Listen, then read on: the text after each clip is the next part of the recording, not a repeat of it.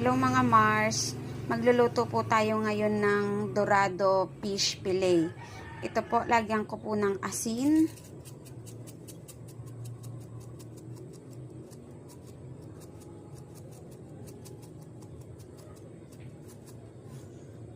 And then paminta.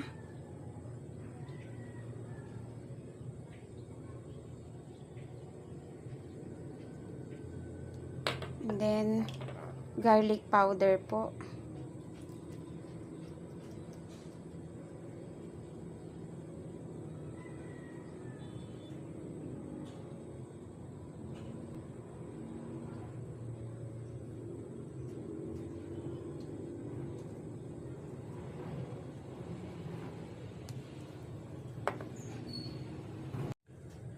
Then mga Mars, atin na pong iprito isa-isa.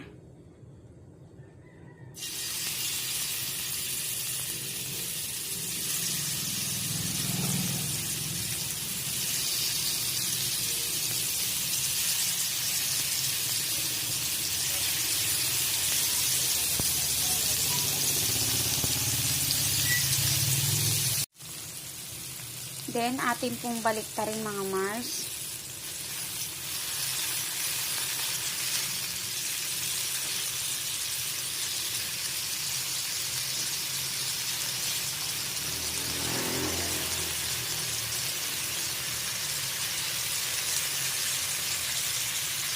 Pag nagganyan na po, nag-brown na po siya, ilagay na po natin yung garlic po pala. And then, yung butter.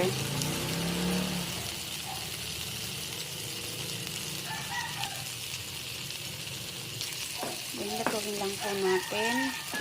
Huwag nyo pong lakasan yung apoy. Mahinang apoy lang po, para hindi po madaling masunog. Grabe bango.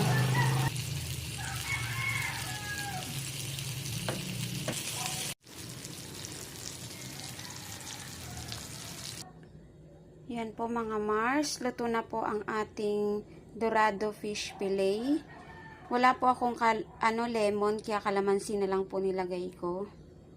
At nilagyan ko po sa top ng parsley flakes. Yan lang po mga Mars. God bless po. Thank you for watching.